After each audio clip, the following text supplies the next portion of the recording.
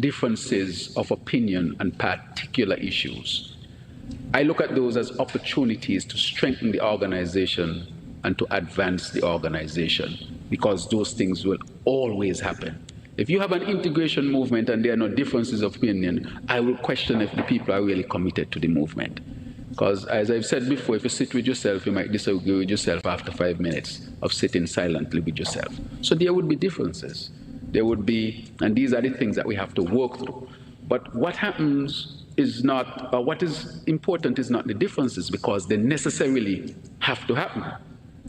It's how we address the differences. Are we mature enough to understand that we'll have differences, to know that there will be difficulties, but so committed that we would work through them for the betterment of the organization? Even with those differences, which we would expect and would necessarily happen, we were all still able to come and sit and sort to work through those differences. I had the opportunity to visit the Prime Minister of Trinidad and Tobago before this. She was very gracious to me. She welcomed me with open arms. She took me to her office. She and I sat, we talked. She took me to Parliament. She made an excellent statement on CARICOM and how we commitment. Of course, just like everybody else, you might need to have some things worked through. And then, so she was very gracious in all of that. So I would say that the organization is strong, the organization is together, and despite our differences, but I wouldn't say despite our differences.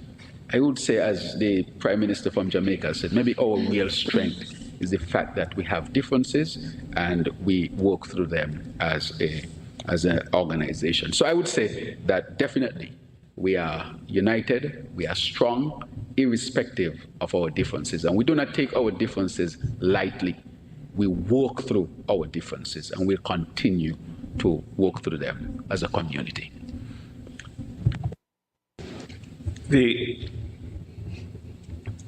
I suspect the conventional view of the Caribbean community would be that the regional institutions function in unison, and that there is commonality of purpose amongst all the countries and all the leaders. But I think members of the community should come to the understanding that we are existing in a different political reality, and that optionality is important. You want to have a wide policy space where persons may take different positions based upon different interests, but that doesn't mean that the organization cannot function. It really means that the organization is far more sophisticated and has far more positions that it can take, that if strategically coordinated, can lead to the greater good and greater benefit of the organization. So I think the conventional unidimensional view on how integration movements should operate does not hold in this current state. And we should get used to it. Our commentators and our intellectuals and so forth should get used to it and guide the public in this way. Nevertheless, that it has been expressed that the organization, CARICOM, is important and it should be united and it should be strong. We here as leaders, we see this, we interpret the importance of this, and therefore we are here to, if for no other reason, show that we are all still supportive of the organization and that we can work with colleagues that have different views. Look, we are all aspiring to get to heaven, but we live here where there is conflict, where there are differences, and we have to get used to it. There's no sanitized view and perspective. This is real politics and real life in which there will be differences of opinion. It is how we come together, committed to the ultimate principles, with respect and deference to each other, and then we come to solutions. And I think that this CARICOM meeting has led us in this way. Thank you, Prime Ministers. From this side of the room, CMC? Did you have, yes? Did you have? Good afternoon, Mr. Chairman Peter Richards, CMC. In your opening statement, and even so far from what we've seen that's been going on since, I have not heard the word hate. I have not heard the word Cuba at all. Is that an omission, deliberate, or is it the mere fact that Cuba is not as important as you would have thought Caribbean people would want to know, given what's happening? Right. Thank you very much for your question. Let me say that Cuba was discussed at this meeting. Not only was it discussed, I think in my opening statement, I would have mentioned it, and I think in other leaders' opening statement, it was mentioned as well. And just to update you, we have already put out a statement concerning Cuba, and I hope you would have had access to it. I think it should be where Cuba is definitely mentioned, and I think it's out already on CARICOM's website. And I would refer you to that as well. So definitely, we have not only discussed it, but we have put out a statement even before this closing press conference with respect to the situation in Cuba. And so if you were to refer to that statement, you would recognize. So yes, it is in... You don't mind just telling me a synopsis of what it is? Right. So basically the synopsis, if I had the statement here, I can refer to it for you. So it says here in the last paragraph, the matter of the challenging situation in Cuba was also discussed.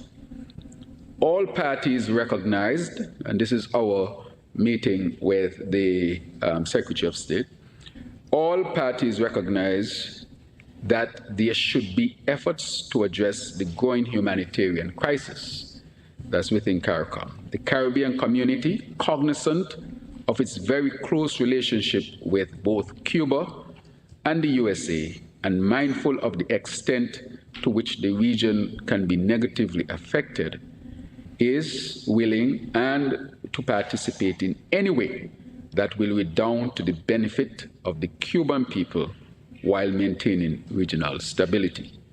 I can go on further to say that the community has taken the decision as well to support humanitarian efforts in Cuba. That I can confirm as well. Thank you, Chair. We'll now take questions online. The Guardian UK, Natricia Duncan. Your question, please, to the Chair.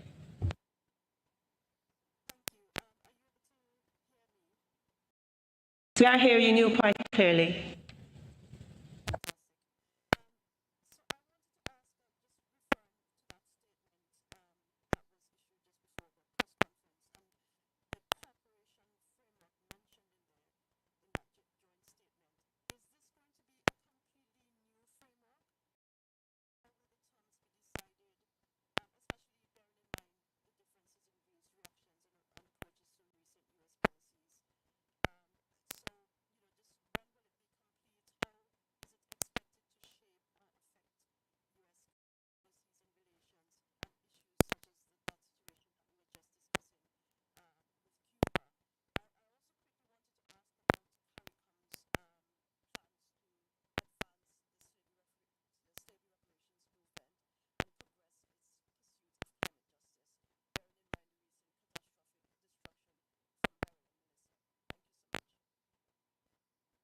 Yes, thank you very much. I will comment on the cooperation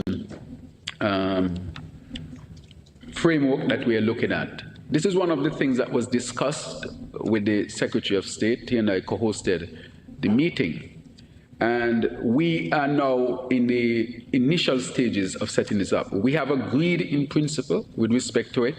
CARICOM would put together a team of 3 who would then be the team to sit with the team from the United States of America to really flesh out what this framework would look like. So as the statement would have said, this will be a significant, I would say, this is significant in terms of creating that framework to move forward at this particular time to ensure that that strong relationship that exists between the United States and CARICOM continues, but within a framework that would redound to the benefit of both countries. And so the details of that will come after that meeting would have had, and that planning is had as well. So I would say that it's in the very initial stages, but that I can come from what I just mentioned. And therefore, would any other Prime Minister, I think Prime Minister Holness, he's told me he's an economist, and he has been very strong on this as well.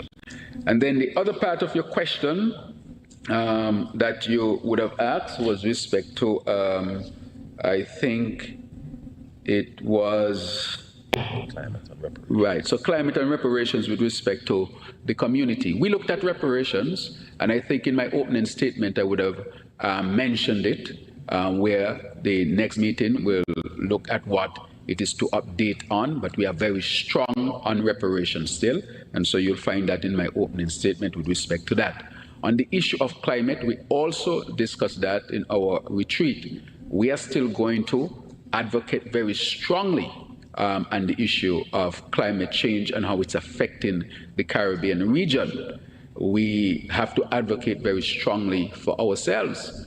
Look at what happened in Jamaica recently, one of the worst hurricanes ever experienced in the whole region. That can happen to any of us at any given time. Look at what happened in the Grenadines, St. Vincent, Grenada.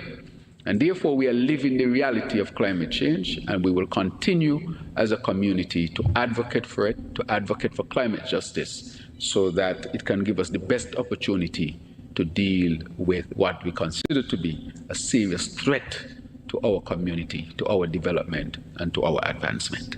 Thank you very much. Thank you, Chair. We'll take another question online from Dennis Chabrol of the Demerara Waves, and then we'll come back to the room with the CBC to my left. Mr. Chabrol, please proceed with your question. Just reminding our media partners, just one question, please, so that as many of you as possible will be able to speak with the Chair, and then if there's adequate time, we'll come back for second questions. Mr. Chabrol.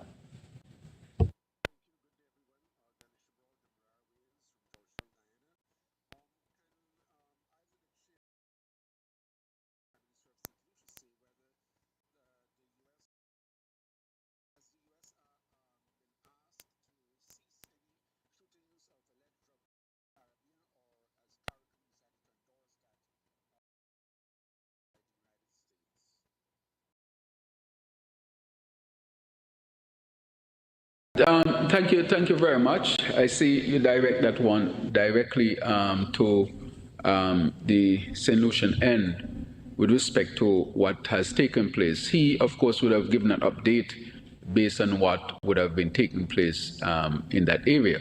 And I think a lot of discussions are taking place to really and things that I think needs to be fleshed out still with respect to what has occurred. And I think it would need a little more time to give all of the information surrounding the occurrence of what has taken place. So I would say that that question is a very pertinent and important question, but based on what is happening presently in terms of the gathering of information and looking to see what took place, I think it would need a little bit more time to give a more complete response to the question. But broadly, does CARICOM support the action?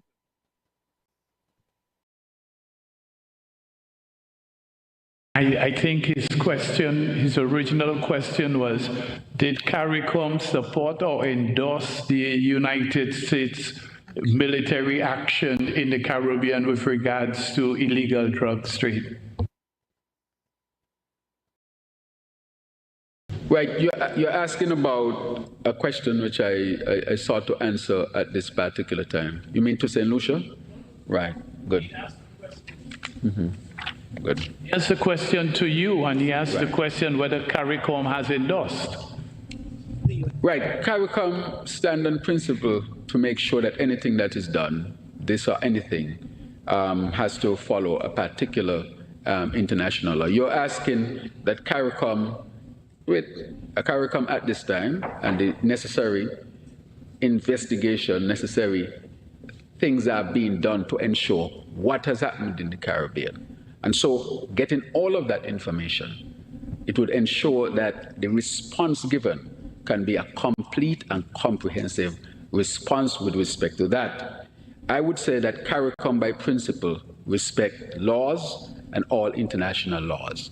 And for a more complete, which just recently took place, I'm sure that St. Lucia, and I know that St. Lucia and other countries that are being questioned have been going through the various investigations, gathering of information to give a more complete and succinct conversation with respect to the matter.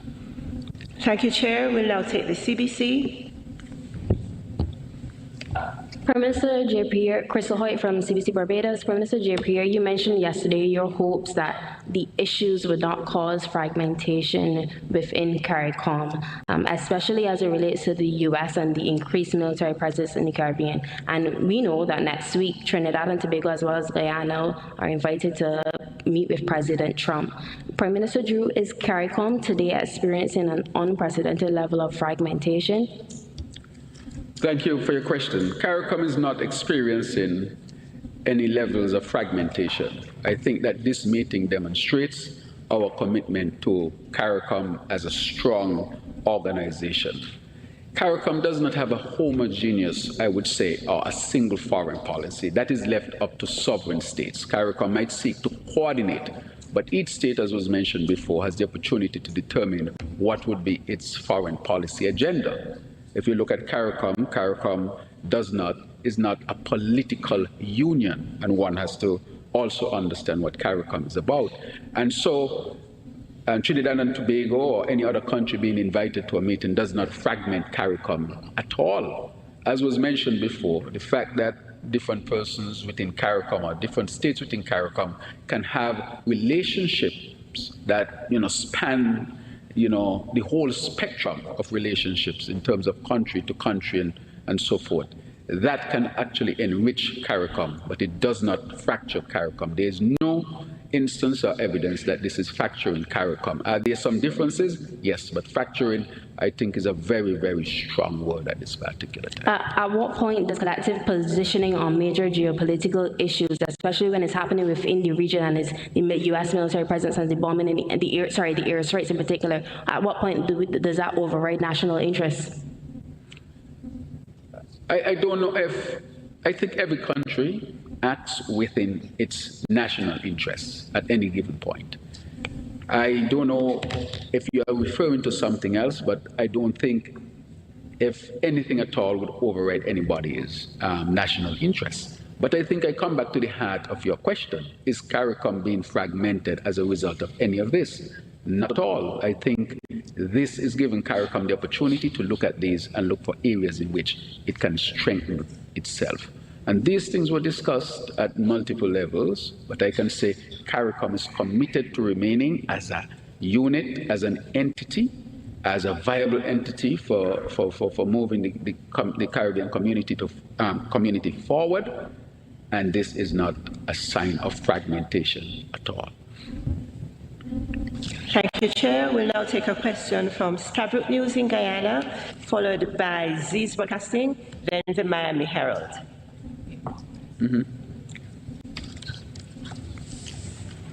Thank you. And good day. Marcel Thomas from the Stabrook News in Guyana. What's this called? The Stabrook News. Oh, Stabrook. Okay, yes. I have a follow-up to Peter's question and a substantive question. Chairman Drew, you said that humanitarian aid will be provided to CARICOM. You also said that you're a man of action. To Cuba, sorry. You're a man of action. I wanted to know specifically if you've determined what aid will be provided and how soon that aid is going to be provided.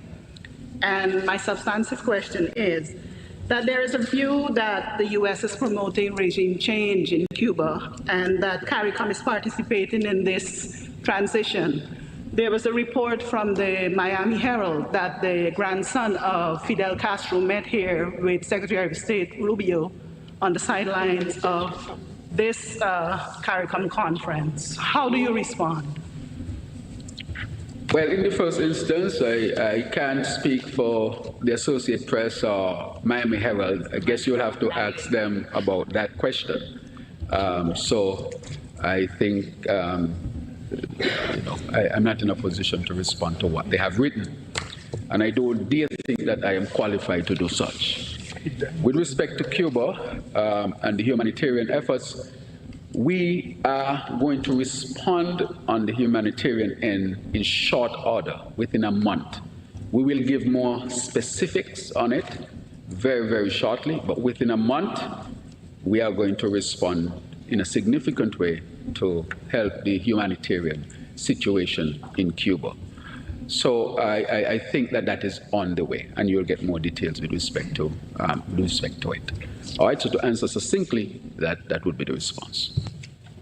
But you haven't answered my substantive question on what is your view on CARICOM supporting the U.S.'s purported regime change in Cuba?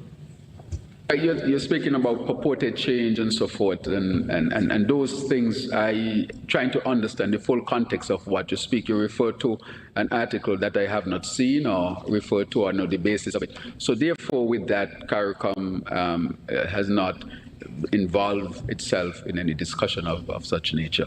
As such, we are very concerned about the humanitarian situation in Cuba, which I've spoken about, and that is what we are responding to, and within a month you would see exactly what CARICOM would do with respect to that. And there was no discussion about regime change in Cuba? Regime change in Cuba with us? Yes, with CARICOM. No, we have not discussed that. We have discussed humanitarian matters in Cuba. Thank you, Chair. Z's Broadcasting. Good afternoon, Kent Fuentes, ZSAN.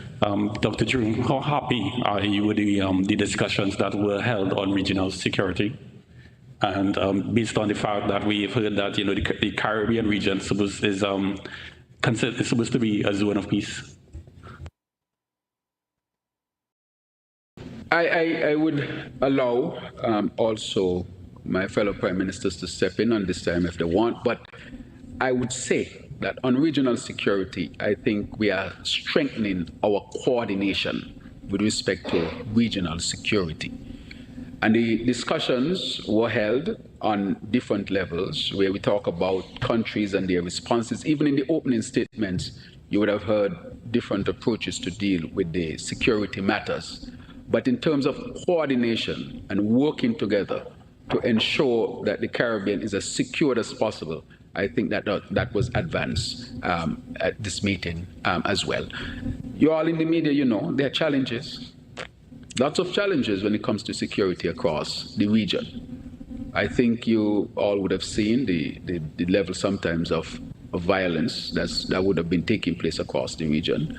And we are asked to really respond to that. For example, transnational crime, which the Prime Minister of Jamaica speaks to significantly. The movement of all these weapons through the region. Those things were discussed. How can those things be stemmed or be dealt with? So the fact that we discuss it on this level, and the fact that we want more coordination among ourselves and moving towards that, I certainly think that there are great opportunities to advance the security situation of the region. Thank you, Chair. Our final question for this press conference is from the Miami Herald. Hi, Jacqueline Charles, the Miami Herald, and I'm going to apologize ahead because I need some clarification on a couple of things since this meeting is being closely watched. First of all, on Cuba, Secretary of State Rubio, we are told in his private conversations with you all, basically acknowledged what has been publicly reported, that they are in discussions with Cuba and not to give Cuba false hope. Josefina Vidal was here. She met with several members of Caribbean governments, including your own chairman. Could you please tell us what is your position today as far as outside of the humanitarian framework? Will CARICOM assist in some sort of transitional additional talk as it relates to Cuba. That's number one. Number two, in your statement that you put out, you said that you guys talk about structural migration. What exactly is this? Is this third-party agreements? And did the travel ban that two of your countries are under and Haiti under full, did this come up in discussions with Secretary of State Rubio, and what did he say? Sorry again. You mentioned team of three in relation to U.S.-Caribbean relations. Who will comprise of these three member individuals? The EPG with Haiti, will that continue? And then finally, associated members. We know that they've been here, they've been lobbying to be full membership. What will that require, and is there a decision on that? Thank you, and I apologize, but I like clarifications. Yes, thank you very much. I can say, with respect to the matter with Cuba, CARICOM's focus at this time, CARICOM's focus, let me put it that way, is on the humanitarian situation in Cuba. And we are making steps to help to ease those humanitarian efforts, the humanitarian situation in Cuba. And that is what I've said before, and that is what I would stand by even at this point in time. You asked a lot of questions within your time, and I want to congratulate you on your skill. How can you get 5 questions in a minute? You spoke about and I will go through them, the migration matter. I think that really needs to be discussed as well. As you know, a lot of our people move to the United States of America. There are questions on how people move into America, how people overstaying, violating laws. You know, the whole question that you brought up about TCN and so forth. But we're not even going as far as the TCN. What should be a coordinated framework for migratory situations between the United States of America and the Caribbean? We want to sit and discuss that matter. If there are questions that are asked by the United States of America or even by our own people that need to be questioned, that needs to be answered, I think we need to sit in order to discuss and really flesh out those things. So that's on one level, at least having a framework, the opportunity in which we can sit and hammer out those details. And I know you're asking about details, but I will not be able to give you all of those details because those details have not been fleshed out as yet. However, when we speak to it, it is because the intention is to set up that opportunity that there can be discussions that can derive solutions to all of the questions being asked at this particular time. Now, when you spoke about the 3-member team to deal with the cooperation framework that we're talking about with the United States of America, we have not fully determined who the members of the team are, even though some discussions would have been had, but that will be put in place very quickly so that we can start having those discussions with the United States of America so that we can start putting that framework together. You remember the CBI, the Caribbean Basin Initiative, which was set up so many years ago under the Reagan administration. We want to arrive at something even more advanced than that in terms of our cooperation to strengthen not only just the relationship between the United States of America and CARICOM or the Caribbean community, but also to strengthen trade and to see what benefits and so forth can be derived. So there are multiple things that will be described under this framework that it is that we show will take place once this mechanism is put in place and begins to work. With respect to the EPG has done excellent work, even from the perspective of what the Haitians have reported. And so the EPG will continue to do its work in Haiti. And we are hoping that they can go up to the point where Haiti can have free and fair and open democratic elections, which the intention is to have at the end of this year. So yes, the EPG will continue its work with respect to Haiti. So I think I covered most of what you asked. I know you asked a lot. Associate members. The associate members who want to be full members? Right. So the associate members who want to be full members, we took that on board as well. There are a number of legal hurdles to cross because, as you know, their sovereign is mostly outside of the Caribbean. For example, the BVI, their sovereign is in Europe, for example. And therefore, there are multiple hurdles to pass with respect to what must be done so that they can be incorporated. So I can say the objective is to have, by the end of March or so, that all of those legal hurdles would have been crossed so that that can be presented to CARICOM during its intersessional meeting to be considered for full membership. So yes, we are advanced in looking at the upgrade, I would say, or the incorporation of associate members to become full members, but of course, premised on these legal hurdles that must be crossed in order to meet the criteria to be incorporated. The chairman has adequately answered all the questions asked, but my intervention is to amplify one area of specific interest, which is the idea of a structured migration program. Again, conventionally, we think of migration purely from the legal issues, persons who are illegally entering. But there is another dimension of migration which more and more countries in the Caribbean have to pay attention to, and that is the depletion of skills and talent, which are critical to the development of the region. And so whilst there is a direction and a view as to what we need to do to either accept more involuntary returnees or to participate in various programs which the United States would be advocating, we also should be figuring out ways in which we can secure training, secure employment, and secure skills for our economies as well. And so that's the idea behind a structured migration program. Bear in mind that there are elements of structured migration already. Many of our countries do have what we call the farm work program, where our workers are on a structured program. For some of us, we have persons in the hospitality area who work overseas on a structured program. And I think we need to engage the United States and other countries that use our skilled labor in a way that ensures that we can also have the benefit of our skills and talents as well. So that's the idea behind. It's not yet fleshed out in all its details, but we have put the idea on the table, and there has been some level of receptivity towards it.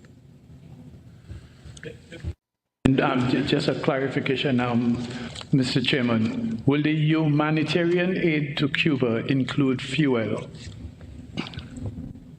All right, thank you once again for your question. As I say, within a month time, we are looking at when the team come together, these teams will determine what would be the requirement, and within that, we will determine the humanitarian aid that will be offered. At this time, again, the details, as I've mentioned, would come. I know you're seeking the details, and I agree with you. If I were you, I would ask for the details as well. But as I told you, the decision was made to offer humanitarian aid, and now we will start to build out the specifics, and the specifics which will be shared as well with you. As we come to an end, and I want to thank all of you. Yes. Yes, that was the last question. That was the last question. Over to the chair. Yes. Okay, good. Thank you very much. So I want to thank all of you, but before I make the closing statement, I will give the Prime Minister from St. Lucia an opportunity to speak about the upcoming CARICOM meeting. Prime Minister. Thank you, Chair.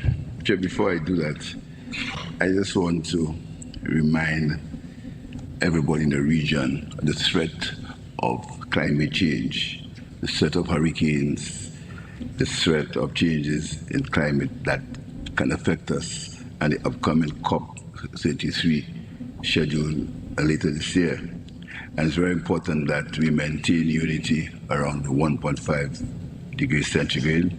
We accelerate our readiness for loss and damage access. We coordinate our submissions and negotiation positions early.